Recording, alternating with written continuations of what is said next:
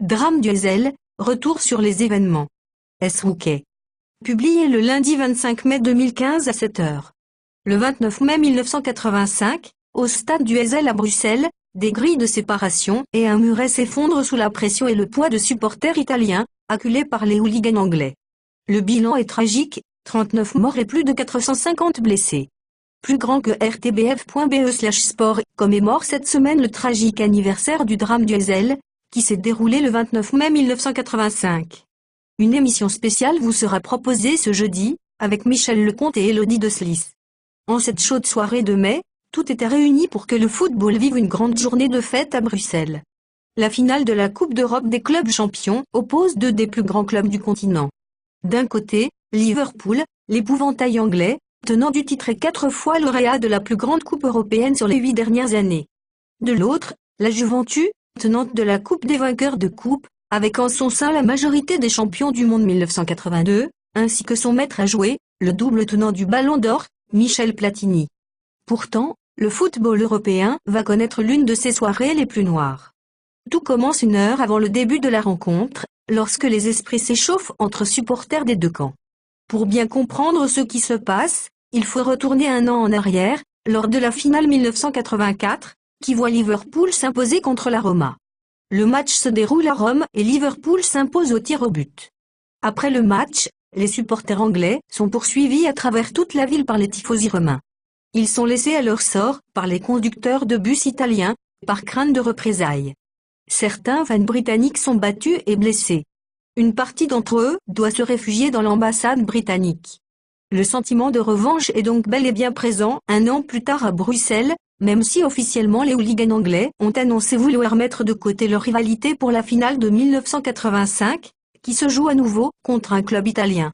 Le stade du Heysel n'est pas adapté à recevoir autant de personnes. L'installation est vétuste, beaucoup de spectateurs n'ont pas de place assise. Des failles dans le système de contrôle, ainsi qu'une dalle descellée, permettent à de nombreuses personnes sans ticket de rentrer dans l'enceinte, la transformant en bouilloire à pression. Les contrôles physiques sont quasi inexistants, selon certaines sources, un supporter sera vu avec une arme à feu lors des affrontements. Sur le coup de 19h10, les premiers échanges, verbaux dans un premier temps, matériels, jets d'objets et fusées, ensuite, interviennent. Les supporters anglais sont installés dans les blocs X et Y et côtoient le bloc Z, logiquement réservé aux Belges, mais dans lequel se trouvent des fans de la Juventus, séparés des Britanniques par une zone déserte de quelques mètres. À 19h20, près de 200 hooligans anglais forcent la zone neutre où se trouve une poignée de policiers. Les forces de l'ordre, dont la majeure partie est dispatchée en ville pour prévenir les éventuels affrontements pré- et post-match, sont dépassées. Les hooligans pressent en plusieurs vagues les Italiens du bloc Z, qui reculent vers le fond de la tribune. Les grilles d'évacuation du bas sont fermées.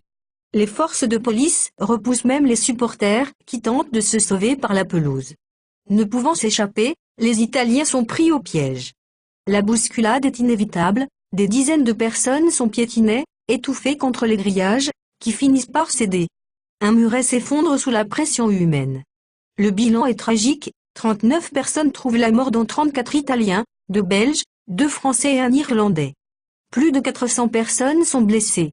Une partie du reste des supporters italiens, installés de l'autre côté du terrain, voyant ce qui se passe, tente alors de traverser le terrain pour en découdre. L'affrontement direct entre les deux parties est évité de justesse par la police, enfin arrivée en nombre sur le terrain. L'onde de choc est immense, d'autant plus que ces événements sont vécus en direct à la télévision. Malgré cela, le match a lieu, pour éviter d'autres débordements de frustration. La rencontre débute vers 21h30, après un appel au calme lancé par les deux capitaines. La Juventus Turin s'impose 1-0 grâce à un pénalty litigieux, transformé par Michel Platini. La Belgique du football a connu la soirée la plus noire de son existence. Le procès du Heysel. À l'issue du procès, débuté en octobre 1988, 14 supporters de Liverpool sont condamnés à 3 ans de prison. Certaines peines seront revues à la baisse en appel, un an plus tard. Alberto Ossens, président de l'Union belge, est condamné à 6 mois de prison avec sursis. Le capitaine de gendarmerie Mailleux se voit infliger 9 mois de prison, également avec sursis. En appel, le capitaine Mailleux verra sa peine réduite à 6 mois.